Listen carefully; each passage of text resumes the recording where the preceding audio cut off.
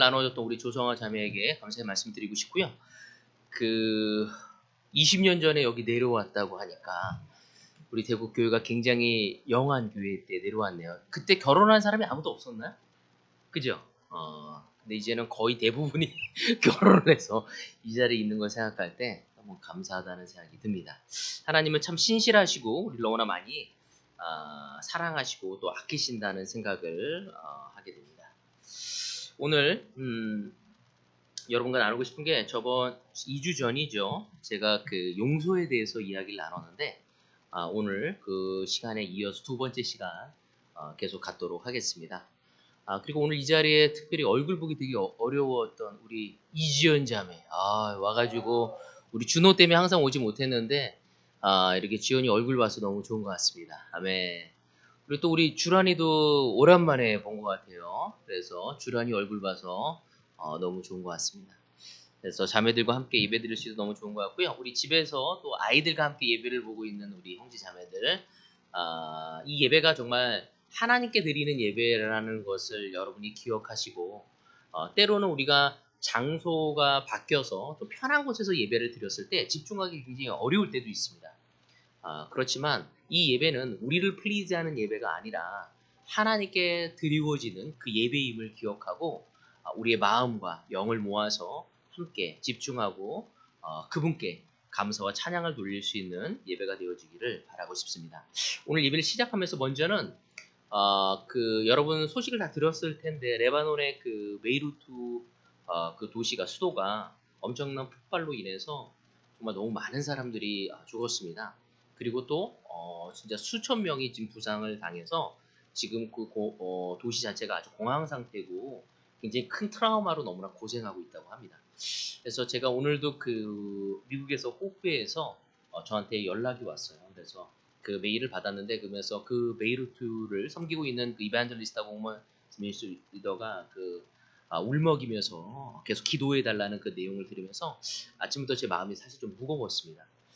또 대한민국은 물난리로 인해서 굉장히 많은 어려움을 겪고 있죠. 그래서 시작하면서 제가 먼저 같이 기도하고 시작을 하고 싶습니다. 같이 기도하겠습니다. 하나님, 오늘 이 시간 저희들에게 예배를 허락하심을 감사합니다. 오늘 아침에 일어나서 하늘을 바라보았을 때 비가 그치고 또 파란 하늘을 바라보면서 너무 기뻤습니다. 비가 그 하늘에 마치 구멍이 뚫린 것처럼 많은 비가 내렸을 땐 두려움도 먹었고 천둥이 쳤었을 때에도 두려움을 느꼈습니다.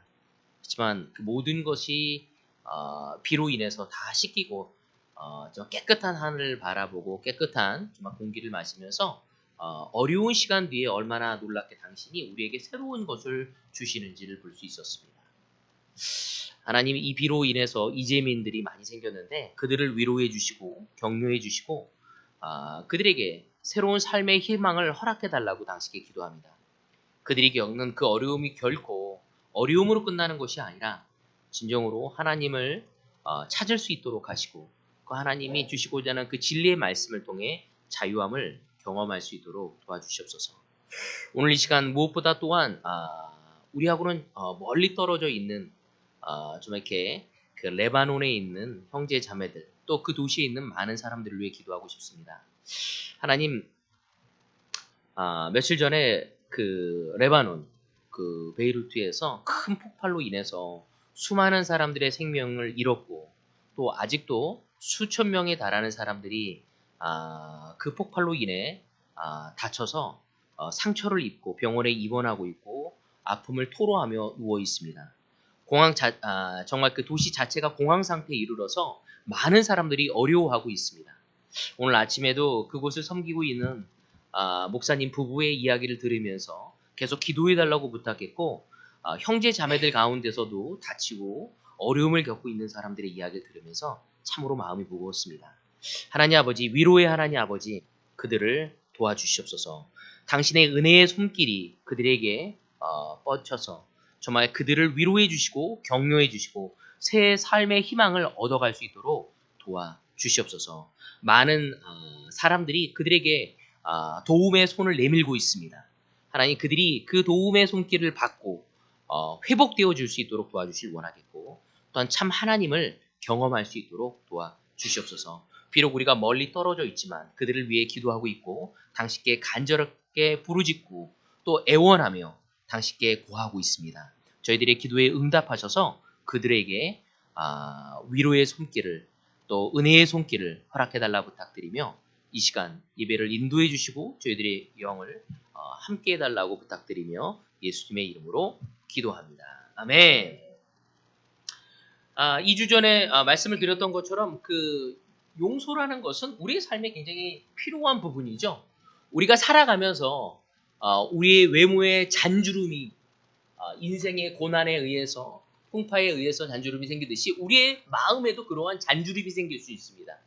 그것은 뭐냐면 내가 믿었던 사람에게, 내가 신뢰했던 사람들에게, 내가 사랑했던 사람들에게 상처를 받았었을 때 우리는 우리의 마음에 그러한 주름이 잡히면서 흉이 잡히면서 아픔과 어려움을 가져갈 수 있다는 것입니다. 근데 정말 안타까운 것은 그 아픔을 통해 우리가 성장해야 하는데 아픔을 통해서 오히려 우리의 삶이 변질되어질 수 있다는 거죠. 아픔을 통해 성숙해지기보다는 그 아픔을 통해 우리의 삶이 더 비참해지고 어려워지고 괴로워지고 우리의 삶을 올바로 바라볼 수 없고 잘못되어진 길로 간다는 것은 굉장히 큰 슬픔이라고 이야기할 수 있습니다. 그래서 저때 이야기를 나눴던 것처럼 용서는 약한 자가 하는 것이 아니라고 해서 사실 약하면 우리가 용서하기 되게 어렵거든요. 사실은. 그래서 예수님이 이 땅에 내려오셔서 보여줬던 정말 십자가에 지시면서 또 조롱과 좀 이렇게 어려움을 당하면서도 하나님은 저들이 하는 짓을 이해를 못한다고 그들이 무엇을 하는지를 모른다고 이야기하면서 그들의 죄를 위해 기도하시고 용서하시는 그 예수님을 보면서 우리는 많은 감동을 받았습니다. 근데 저의 첫 번째 포인트가 여러분 기억나십니까? 잠시만요. 이게 PPT가 왜 안 되죠? 잠시만. 여기 왜 안 되죠? 네.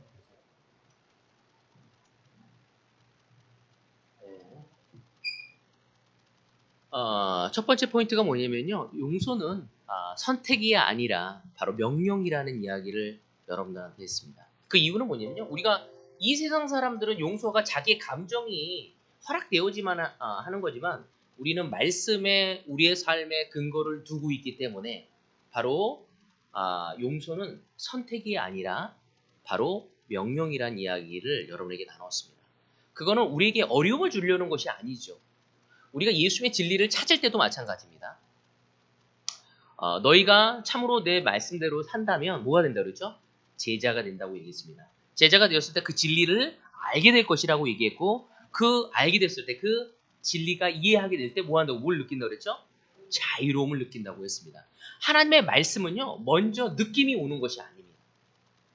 먼저 우리가 그렇게 살아야 한다는 것입니다.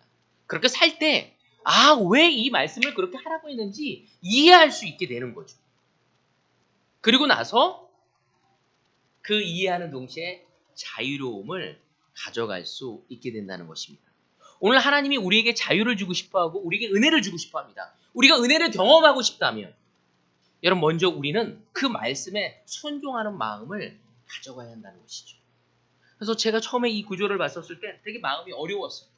그렇지만 하나님의 모든 진리는 이렇게 적용되어지고 있음을 구약에서부터 신약까지 모든 것이 설명되어지고 있다는 것을 여러분이 아실 것입니다. 그래서 첫 번째 포인트는 용서는 선택이 아니라 바로 주님의 명령이다. 그것은 우리를 더 비참하게 만들고 어렵게 만들려는 것이 아니라 우리의 삶의 진정한 진리에 대한 이해와 바로 자유로움을 주기 위한 것이다. 두 번째 포인트는 바로 그 용서는 나를 용서하신 주님의 은혜를 기억하는 거라는 것입니다. 명령으로만 가서는 잘 되지가 않는다는 거죠. 참된 용서는 용서한 그 일을 가지고 더 이상 문제를 삼지 않는 것입니다. 여러분 그렇게 하고 있습니까? 되게 쉽지 않죠. 이러쿵 저러쿵 과거의 일을 더 이상 들먹이지 않는 것이 용서라고 얘기하거든요. 근데 제가 제 삶을 보더라도 이게 너무 쉽지가 않고 하나님께서는 성경에 우리에게 회개하면 우리의 죄를 용서해 주시고 다시는 그 죄를 기억하지 않는다고 말씀하십니다. 그래서 우리가 그렇게 용서받은 거에 대해서는 너무 감사해. 그렇지 않습니까? 제가 아직도 기억하는 것 같아요. 내가 제자가 될 때 주님에게 죄 지었던 너무 부끄러웠어. 너무 수치스러워. 근데 내가 그걸 용서받고 기억하지 않는다고 했을 때 진짜 너무너무 정말 행복했고 정말 새로운 삶을 얻은 것처럼 너무 기뻤습니다. 근데 내가 누군가에게 하기는 참으로 어려웠습니다. 우리는 이 말씀을 근거해서 하나님이 나의 죄를 용서하여 주실 때 우리의 잘못된 죄 자체를 잃어버리신 것 같이 다른 사람을 용서할 때에도 그 일 자체를 잃어버리겠다라고 우리는 결심을 해야 합니다. 여러분 결심하셨습니까? 아멘하고 나올 줄 알았더니 저도 결심을 했어요. 그러나 중요한 건 여기에요. 그러나 당혹스러운 건 뭐냐면 잊어버리려고 노력하면 할수록 그 상처받은 기억이 더 기억된다는 거죠. 나만 그런가요? 여러분 그렇지 않습니까? 내가 잊어버리려고 하려고 막 노력하면 노력할수록 더 그것이 기억이 나는 거예요. 생각하지 않으려고 하면 할수록 생각나는 것이 바로 우리라는 것입니다. 성경은 그렇게 하라고 나와 있는데 제가 해보니까 그게 쉽지 않아요. 우리 성황형수도 이제 아버지가 그 상처 준 걸 잊어버리려고 하고 다시 우리 아버지의 성품이 나에게 나왔을 때 너무너무 힘들었다. 잊어버리려고 해도 다시 기억되는 것이 그것이 어떻게 보면 인간의 한계이자 바로 연약성, 우리의 연약함이라고 이야기할 수 있습니다. 하지만 감사한 것은 성경에서 자세히 보면요. 우리를 보고 잊어버리고 기억하지 말라는 것이 아니라 아예 기억에서 지워버리라는 의미가 아니라는 거죠. 사실은 하나님이 우리를 용서해 주셨을 때 우리 죄를 기억하지 않는다고 말씀하신 게 아니에요. 뭐라고 얘기했냐면 그 말씀의 의미는 뭐냐면 잊어버리겠다고 한 이유는 뭐냐면 다시 그것을 문제 삼지 않겠다는 거죠. 우리가 하나님께 죄를 지었던 것을 그분이 우리가 회개했을 때 용서해 주세요. 그리고 그거를 다시 하나님은 모든 것을 기억하시죠, 사실은. 그렇지만 우리가 죄를 지은 것을 다시 문제 삼지 않겠다고 말씀하시는 것입니다. 누군가를 용서했다면 다시 그 문제를 들먹이거나 거론하지 말아야 한다는 거죠. 우리가 누굴 용서했다면 완전히 기억을 잃어버릴 수는 없습니다. 그렇지만 문제 삼지를 말아야 한다는 거죠. 이 문제 때문에 내가 처한 상황이 나빠진다 하더라도 내가 누군가로부터 상처를 받고 시간이 가서 그 사람을 용서하기로 결정했었을 때 시간이 가면서 그 사람이 나에게 잘못을 저지른 것이 용서했는데 내 상황이 더 안 좋아질 수 있다는 거죠. 그래도 그 문제를 다시 꺼내어 문제 삼지 말아야 한다는 것입니다. 오늘 본문 마태복음에 나온 그 6장 12절에서 15절의 내용은 바로 주기도문의 내용인데 그 내용에서 그 죄에 대해서 용서에 대해서 우리에게 이야기를 하고 있습니다. 그래서 그 하나님이 예수님에게 기도를 제자들이 가르쳐 달라고 했을 때 예수님이 그 제자들에게 그 기도를 가르치면서 그 주기도문을 보면 두 부분으로 나눌 수 있습니다. 크게 전반부는 뭐냐면 하나님과 우리의 사이의 관계를 이야기합니다. 그리고 후반부에서는 우리 서로 간의 관계에 대해서 서로 관계에 대해서를 다룬 내용이 나오게 됩니다. 오늘 내가 여러분과 이야기를 나누고 싶은 건 그 후반부, 바로 우리 서로 관계에 대한 것들을 나누고 싶어요. 마태복음 6장 12절 우리 같이 보도록 합시다. 우리가 우리에게 죄 지은 사람을 용서하여 준 것 같이 우리의 죄를 용서하여 주시고 라는 이야기를 하고 있습니다. 예수님은 주기도문 후반부에서 용서의 문제를 다루고 있습니다. 제가 이 구절이 제 마음에 확 와닿았던 건 뭐냐면 새로운 2030에 대한 계획을 짜고 내 미래를 짜는 데 있어서 제가 제 하나님 앞에서 올바른 마음을 가져가야 한다는 생각을 하고 있어요. 그러다 보니까 제 마음속에 어려운 마음들이 있었어요. 근데 그 어려운 마음들을 생각해 보니까 정말 잘 용서하기 힘들고 그 상처로 인해서 내 삶이 어려워진 것을 생각할 때 그 용서하는 게 굉장히 어려웠어요. 그래서 어렵다 보니까 그걸 바라보는 것도 찔리다 보니까 숨겨놓으려고 했어요. 근데 하나님은 이 구절을 통해서 네가 그것을 해결해야 한다는 것을 알려주시는 거죠. 오늘 우리는 새로운 꿈과 비전을 원한다면, 새로운 어떤 번영을 원한다면, 여러분 이 부분을 그냥 숨겨놓고 갈 수 있는 부분이 아니라는 것입니다. 죄인이었던 우리가 예수 그리스도의 십자가로서 하나님 앞에 용서함을 받을 수 있었다라면 우리 역시 용서해야 한다라고 서로가 가르칠 수 있어야 합니다. 먼저는 여러분의 배우자를 용서할 수 있어야겠죠. 여러분의 자녀를 용서할 수 있어야 합니다. 이 세상은요, 자기가 가장 사랑하는 배우자를 용서하지 못한 사람이 너무 많죠. 오늘 여러분은 여러분의 배우자를 용서했습니까? 대답이 안 나와. 아멘하고 나올 줄 알았는데. 용서해야 합니다. 용서는 뭐냐면 기억하지 않는다는 게 아니라 기억이 날 거야. 그래도 그걸로 문제를 삼지 않은 거죠. 정말 예를 들어서 우리 상창이와 정미가 다퉜어. 근데 바로 그 내가 용서해야겠다는 것을 다시 끄집어 오면 안 되는 거죠. 상창이가. 당신 1년 전에도 2년 전에도 그랬잖아. 그 이야기를 하는 것은 안 된다는 거죠. 기억이 난다 할지라도 그 문제로 인해서 어렵다 할지라도 다시 그것을 꺼내어서 문제 삼지를 말아야 하는 것이 우리가 가져가야 할 태도라는 것입니다. 성경은 왜 우리가 용서하는 이유에 대해서 하나님이 우리를 용서하신 그 사실 때문에 우리도 서로 용서해야 한다고 가르치고 있습니다. 근데 이 말씀에 굉장히 중요한 부분이 있습니다. 때로는 이걸로 우리가 죄책감을 많이 느낄 때가 있는데 이거를 문자적으로 읽어서는 좀 안 되죠. 그러니까 이웃에 대한 용서가 우리가 하나님께 용서를 받는 조건인 것처럼 이해해서는 안 됩니다. 무슨 말인지 이해가십니까? 그러니까 우리가 하나님이 우리를 용서하신 것처럼 우리도 이웃을 용서해야 합니다. 그거는 맞아요. 근데 그러면 우리가 내 이웃을 용서하지 않았어. 그러면 하나님이 우리 죄를 용서하지 않을까요? 그거는 아니라는 거죠. 그거는 우리가 문자적으로 해서 쓸데없는 죄책감을 가져서는 안 됩니다. 저는 사실 이 부분에 대해 굉장히 어려웠어요. 근데 이 부분을 히브리어로 헬라어로 보다 보면은 그 의미를 이해할 수 좀 있게 되는데 6장 14절에서 15절 계속 같이 보도록 하겠습니다. 너희가 남의 잘못을 용서해 주면 너희 하늘 아버지께서도 너희를 용서해 주실 것이다. 그러나 너희가 남을 용서해 주지 않으면 너희 아버지께서도 너희의 잘못을 용서해 주지 않으실 것이다. 여러분 본문에서 말하고자 하는 것이 무엇이냐면요. 누군가의 잘못을 용서한 것이 하나님으로부터 용서받는 조건이라는 것을 설명한 것이 아니에요. 우리는 이 구절을 그렇게 볼 때가 있거든요. 근데 사실 이게 아니라는 거죠. 용서하지 않으면 이 말은 뭐냐면 내가 용서하지 않으면 내 믿음 생활, 내 신앙 생활에 방해가 될 것이고 하나님과 나 사이의 그 친밀한 관계를 맺는 데 있어서 문제의 벽이 된다는 거죠. 끝내는 그래서 내가 남을 용서하지 않으면 그래서 하나님이 나를 용서하지 않겠다는 게 아니라 하나님이 나를 용서했지만 그래서 그 용서한 마음으로 다른 사람을 용서해줘야 돼.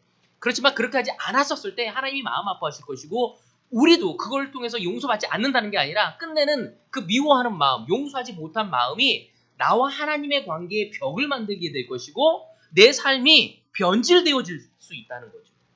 왜? 그 벽이 하나님과 함께 할 수 없게 만들기 때문에. 그래서 예수님은 우리가 용서를 해야 할 것을 절대적으로 이야기하는 것입니다. 왜? 용서하지 못했었을 때 하나님의 말씀을 올바로 따라갈 수가 없어요. 여러분 한번 살펴보십시오. 이거를 미워하는 마음으로 예수님을 따라갈 수 있겠습니까? 아무리 하나님이 나를 은혜를 줬고 사랑을 줬다고 할지라도 내가 누구를 용서하지 못했었을 때 하나님의 말씀을 온전히 따르고 신뢰하고 가기가 굉장히 어렵다는 것입니다. 그래서 하나님의 말씀을 부분적으로 발췌해서 보고 가려고 하는 사람들이 생기기 시작합니다. 여러분 본문에 나오는 이 주기도문의 한 부분의 사실을 우리는 기억해야 합니다. 여기에서 바로 하나님의 자녀가 된 그리스도인들, 바로 예수님의 피에 의해서 구원받은 사람들, 우리는 바로 예수님을 통해서 구원을 받은 사람들입니다. 그래서 이 내용을 보면은요, 예수님이 이 제자들한테 이 이야기를 할 때 제자들은 예수님에게 구원을 받은 상태였나요? 받지 않은 상태였나요? 이 얘기를 하셨을 때 예수님의 주변에 있는 제자들 받은 상태였거든요. 그렇지만 받은 상태지만 너희들이 용서하지 않으면 구원을 받지 못할 너희들이 용서받지 못할 거라고 얘기한 거는 구원을 받지 못할 거라는 게 아니라 끝내는 그 죄로 인해서 우리가 무너질 수 있다는 거죠. 그래서 예수님은 우리가 기도하면서 하나님이 나를 용서하신 것처럼 나 또한 다른 사람을 용서해야 한다는 것을 이야기하는 것입니다. 이 이야기에 무슨 뜻인지를 우리는 이해할 수 있어야 합니다. 다시 말해서 하나님은 두 가지의 모습으로 우리에게 다가온다는 것입니다. 첫 번째, 처음 우리가 하나님을 알지 못했었을 때, 복음을 받아들이지 않았을 때 우리에게 다가오시는 그 하나님, 우리가 만나는 그 하나님은 어떤 하나님이죠? 구원을 받지 않았었을 때 만나는 하나님. 처음 만난 사람은 어떤 하나님이에요? 심판자의 하나님이십니다. 그때 우리에게 다가왔을 땐 하나님은 심판자의 하나님이죠. 그래서 하나님은 그 공의로운 하나님이시기 때문에 죄에 대한 우리를 그 죄에 대한 분명한 대가를 치를 수 있도록 하시는 분이 우리 하나님이죠. 그렇지만 하나님께서 죄에 대한 우리가 심판받을 우리지만 대신 누굴 보내셨어요? 예수님을 보내셔서 우리의 죄가 용서받은 거죠. 다시 말해서 죄의 문제와 심판도 예수님께로 다 어떻게 된 거예요? 옮겨진 거죠. 우리가 그분을 믿는다는 것을 통해 그분을 따르겠다는 결정을 통해 우리의 모든 죄가 예수님에게 가게 된 것입니다. 그래서 더 이상 우리는 심판자의 하나님이 아니라 하나님 아버지, 우리의 아버지, 영적인 아버지의 하나님으로 받아들일 수 있게 된 것. 다시 말해서 그리스도의 대속의 은혜 속에 있게 된 우리가 되어진 거죠. 우리가 예수님을 알기 전에는 십자가를 이해하고 그분을 주님으로 맞이하기 전에는 심판의 하나님으로 다가오십니다. 하지만 우리가 그분을 믿겠다고 결정하고 세례를 받은 우리에게는 이제는 더 이상 그 심판의 하나님이 아니라 우리의 영적인 아버지로 다가오신다는 거죠. 그래서 근본적인 죄의 문제를 해결받았다는 것을 의미하는 것입니다. 그렇지만 우리가 죄 해결을 받았지만 시간이 가면서 제자가 되어서 누구에게 또 상처를 받았었을 때 미워하고 싶어하는 마음, 또 용서하고 싶지 않은 마음을 들게 될 때가 있다는 거예요. 그런 죄를 지게 될 때가 있다는 거죠. 그렇지만 그럼에도 불구하고 우리가 그분께 가서 회개했었을 때 그분은 더 이상 우리에게 심판의 하나님으로 오시지 않고 바로 은혜의 하나님으로 우리에게 오셔서 우리에게 죄의 용서를 주고 바로 새로운 삶을 주시고자 하신다는 것입니다. 바로 우리는 예수님으로 인해서 우리의 심판자 하나님이 아닌 은혜의 하나님, 진짜 우리가 영적인 아버지께로 나아갈 수 있게 되어주신 것입니다. 그래서 그분은 우리의 죄의 문제에 대해서 지옥과 어려움이 아니라 용서와 불쌍히 여김으로 우리를 대해주시고자 한다는 것을 여러분이 아셔야 한다는 거죠. 자, 그래서 우리는 굉장히 큰 은혜를 받았습니다. 자, 여러분에게 물어보고 싶어요. 우리는 그 은혜를 받았는데 그렇다면 그 은혜는 언제까지 우리에게 지속될까요? 우리가 계속적으로 남을 용서해야 하는데 용서 못할 때도 있잖아요. 그죠? 그래도 하나님의 은혜는 우리한테 계속 주어질 거예요. 언제까지 주어질까요? 맞아, 하늘날에 무한 때까지 계속. 저는 이 구절을 보면서 용서에 대해서 두려움보다는 희망을 갖게 되었습니다. 왜냐면 잊어버리려면 잊어버릴수록 더 기억이 나서 내가 상처받은 것에 대해서 그리고 그것을 자꾸 변질되어지려고 해. 내 마음이 올바로 가려고 하지 않아. 근데 하나님의 은혜는 계속 주어지면서 내가 그들을 용서하고 새롭게 가기를 계속토록 도와주고 있어요. 이유는 나와 하나님 관계가 멀어질까 봐. 그 상처로 인해서 하나님의 축복에 돌아가지 못할까 봐 계속 은혜를 베풀며 내가 회개하기를 원하고 계신다는 거죠. 그래서 저는 지금도 계속 저에게 상처를 준 사람을 용서할 거예요. 그렇지만 제 인간의 한계와 연약성 때문에 기억났었을 때 무엇을 해야 하냐면 하나님한테 가야 한다는 것입니다. 그리고 그분의 은혜에 동참하게 되고 다시 넉넉한 그 은혜 속에 사랑 속에 용서함으로 들어갈 수 있는 우리가 될 수 있어야 합니다. 여러분 이 엄청난 용서를 경험한다면 우리 또한 다른 사람을 용서할 수 있게 되겠죠. 저도 지자 삶을 30년 동안 살아오면서 너무 많은 사랑도 받고 용서도 받았지만 제가 용서해야 할 사람들도 있더라고요. 근데 내가 용서해야 할 사람들에 대해서 내가 굉장히 인색하다는 걸 느꼈어. 내가 용서하려고 하려면 어떻게 하냐면 내가 받은 고통을 그 사람이 좀 비슷하게 당했었을 때, 아니면 내 아픔을 그 사람이 그만큼 알고 진짜 나한테 간절히 빌었었을 때 하고 싶은 마음이 생기더라고요. 어쩔 때는 그렇게 한 번으로 아니라 여러 번 해야지만이 생기고자 하는 그러한 악한 마음이 제 마음속에 있음을 보게 돼요. 그것도 다른 사람이 아니라 내 가족들한테 그렇게 할 때가 있다는 거죠. 네가 나한테 그렇게 했어? 나도 그렇게 하고 싶어. 하지만 그때마다 하나님은 나에게 다가오셔서 그것이 그 사람한테 상처를 주는 동시에 하나님께 주는 게 나에게도 너무나 큰 상처를 주신다는 것을 아시고 다시 한번 예수님을 보게끔 하고 그 용서의 은혜에 동참하기를 원하신다는 것입니다. 우리 그리스도의 삶은 바로 예수님을 따라가는 삶입니다. 우리 그리스도인은 그 용서를 하지 않는다면 주님의 은혜를 맛볼 수 없는 거죠. 제가 아직도 기억하는 거는요. 자기가 살아오면서 부모님에게 받은 상처들. 정말 제일 사랑을 받아야 할 게 부모님 아니겠습니까? 부모님한테 받은 상처. 또 자기가 가장 사랑받아야 할 그 배우자에게 받은 상처를 잊을 수가 없는 사람들이 있습니다. 제가 생각해도 들어도 너무너무 상처가 되었을 것 같은 트라우마를 가진 사람들이 있습니다. 그리스도인이 될 때 주님의 은혜로 너무나 감사함으로 됐지만 또 내 삶이 어려워졌을 때 그것이 기억되어지는 많은 사람들을 또한 보게 됩니다. 여러분 그때 우리가 해야 할 건 계속적으로 그분의 은혜에 가서 우리의 마음을 변화시키고 그분의 은혜를 통해 새 힘을 얻을 수 있는 우리가 되어지기를 저는 여러분에게 바라고 싶습니다. 여러분이 보지는 않겠지만 마태복음 18장에 보면요. 예수님께서 그 10,000달란트를 빚진 자에 대한 비유를 하신 모습을 우리는 볼 수 있습니다. 어떤 관리가 임금에게 10,000달란트의 빚을 탕감받았습니다. 근데 이 어마어마한 빚을 탕감받은 자가 자기에게 빚진 100다나리오, 10,000분의 1도 되지 않은 그 정도에 되는 그 사람을 용서하기가 못합니까? 그 죄를 용납하지 못하는 걸 보면서 임금이 간섭하는 모습이 나오게 됩니다. 내가 너에게 10,000달란트 빚을 탕감해 주었는데 내가 탕감해 준 그 빚의 10,000분의 1도 되지 않은 그 빚을 진 그 친구를 용서해 주지 못하느냐고 하면서 혼을 내는 장면이 나옵니다. 여러분 이 메시지의 핵심이 무엇이겠습니까? 바로 그것은 뭐냐면 너희들이 그만큼 은혜를 받았다면 우리가 누구를 용서하지 못한다는 건 뭐냐면요. 그 용서가 그만큼 힘들다는 걸 우리가 이해하길 원한다는 거죠. 하나님이 나를 용서하기가 정말 어려웠다는 거죠. 예수님이 정말 우리가 지옥으로 가야 하는데 천국으로 가게끔 하기 위해 바꿔놓기 위해 그 치렀던 대가가 얼마나 어려운 것인지 우리가 누구를 용서하는 것을 통해 깨달을 수 있게 되는 겁니다.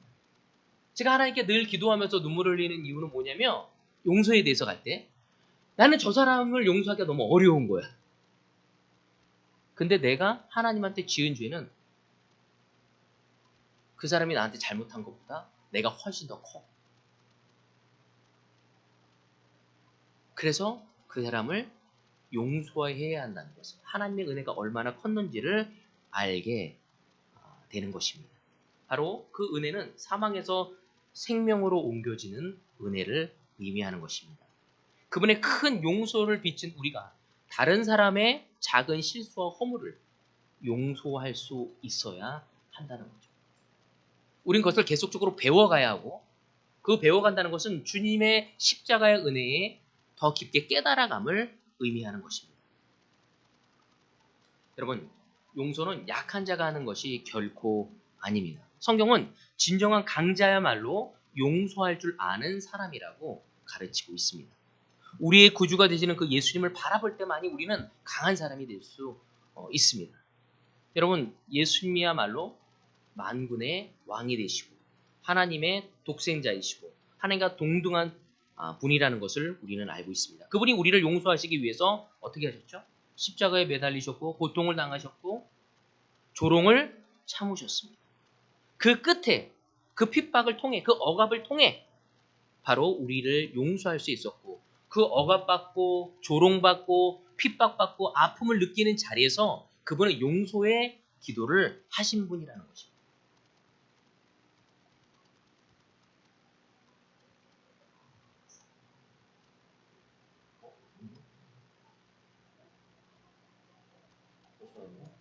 PPT가 안 나오네요. 제가 계속 하겠습니다. 누가복음 23장 같이 보도록 하겠습니다. 누가복음 23장 34절입니다. 여기에 이런 얘기를 하고 있습니다. 아버지, 저 사람들을 용서하여 주십시오. 저 사람들은 자기네가 무슨 일을 하는지를 알지 못합니다. 예수님은 진정으로 어려운 시간에 갔었을 때 자신에게 핍박을 하고 고통을 주는 사람들에게 그들이 무슨 일을 하는지 못한다고 기도를 하고 있는 모습을 볼 수 있습니다. 우리 또한 우리에게 상처를 주는 사람들을 위해서 열심히 기도할 수 있는 우리가 될 수 있어야 합니다. 여러분에게 물어보세요. 용서가 안 되십니까? 또한 상대방의 행동과 말이 용납되지 않습니까? 여러분, 그것은 당연한 것입니다. 그것은 잘못된 것이 아니라는 거죠. 인간으로서 모든 사람이 당연하다는 것입니다. 사실 저도 그렇습니다. 말씀을 전하는 저에게도 용서가 쉽지 않고 용납이 잘 되지 않을 때가 너무 많습니다.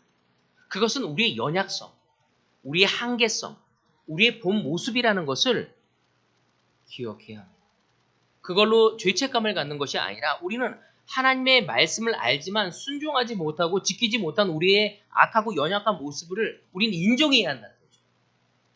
그래서 우리는 하나님 앞에 나와서 우리의 솔직한 이러한 모습을 고백하고 하나님께 도와달라고 기도할 수 있는, 예수님까지도 쉽지 않았기 때문에 하나님께 기도합니다. 주님이 우리를 용서해 주신 그 은혜를 기억하면서 우리는 간구해야죠. 하나님, 제가 저들을 용서할 수 있도록 도와달라. 과거의 아픔과 상처로 인해서 내 마음속에 깊은 그 쓴뿌리가 있다면, 그 쓴뿌리로 인해서 고통스러워하고 괴로워하고 있다면, 여러분, 그것은 우리의 삶을 뒤틀려진 인간관계를 낳을 수밖에 없습니다. 너무 재밌는 건요, 부모가 폭력적이면요, 그 자식들 가서 그 폭력성을 그대로 담을 퍼센트가 굉장히 높습니다. 부모가 인스큐어하고 부모가 이 세상에 대해 염세적이라면요, 자식도 그렇게 될 퍼센테이지가 굉장히 높습니다. 부모가 돈에 대해서 무서워하고 돈만 밝히는 부모는요, 자식들에 가서 그럴 퍼센테이지가 굉장히 높습니다.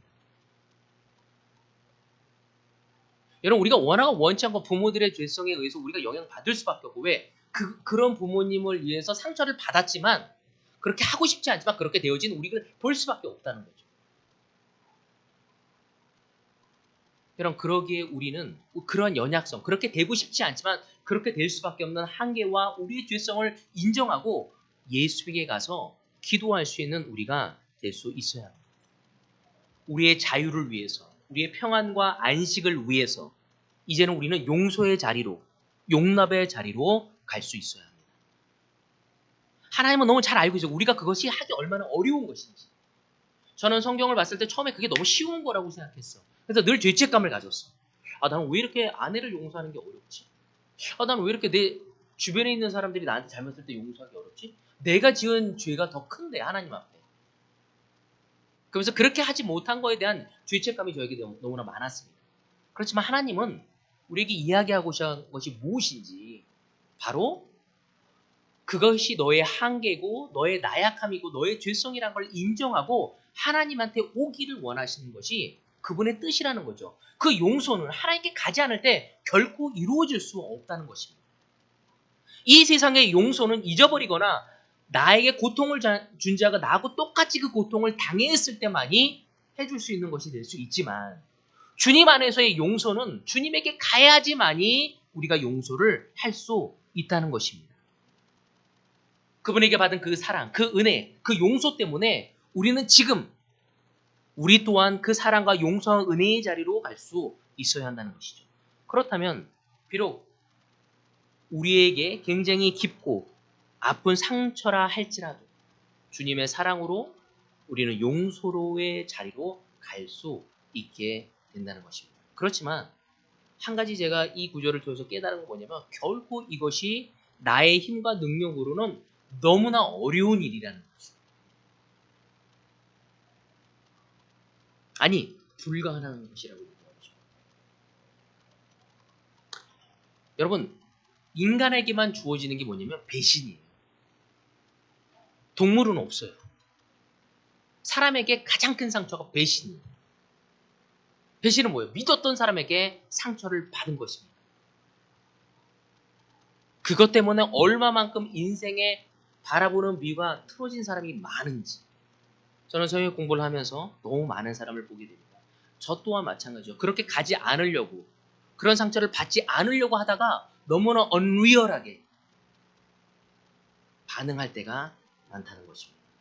그러기에 우리는 우리의 주님의 도우심을 구해야 합니다. 여러분의 상처가 있다면, 여러분의 삶에 누군가를 용서해야 할 것이 있다면 그건 쉽지 않음을 인정하자는 거죠.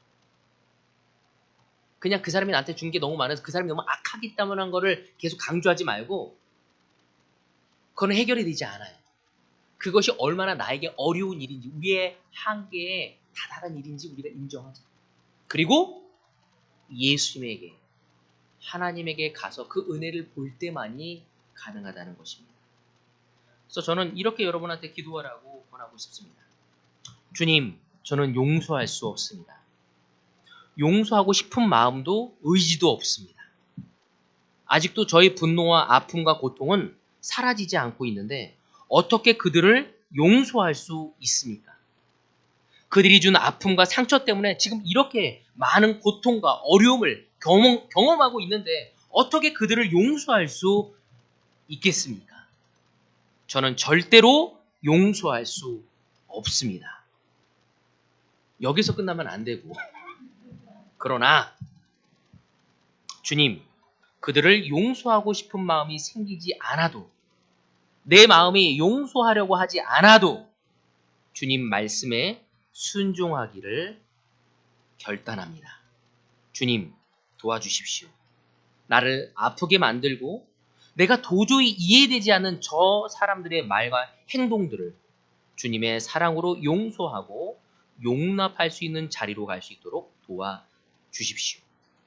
저는 할 수 없지만 주님의 도우심으로 용서와 용납을 결정할 수 있도록 저에게 능력과 힘을 주십시오. 오늘 용서란 주제를 갖고 이틀에 걸쳐서, 2번에 걸쳐서 이야기를 나누는데 저는 이런 기도를 할 수 있는 저와 여러분이 되어지기를 소망하고 싶습니다. 대한민국의 수많은 사람들이 상담을 받고 있는데 그 상담을 받은 모든 사람들의 거의 대부분은 상처로 인해서 마음이 뒤틀어진 그들을 도와줘야 한다고 합니다. 근데 그 뒤틀어진 건 그들이 마음이 원래 뒤틀려서가 아니라요. 어떤 누구가 들어도 상처를 받을 수밖에 없는 상황에 이르게 된 거죠. 그것을 어떻게 해결해야 할지 모르기에 참고 참다가 그들만의 방법으로 나온 것이 이상한 방법으로 가게 된 것입니다. 오늘 예수님은 우리에게 이야기하고 있습니다. 용서란 참 쉽지 않은 거다. 그리고 너희들의 한계란 걸 알고 있다. 그렇지만 내가 너희를 용서하신 것처럼 용서하신 것 같이 바로 우리 또한 그분께 갈 때만이 감히 그 용서란 단어를 사용할 수 있고 은혜를 경험할 수 있다는 것입니다.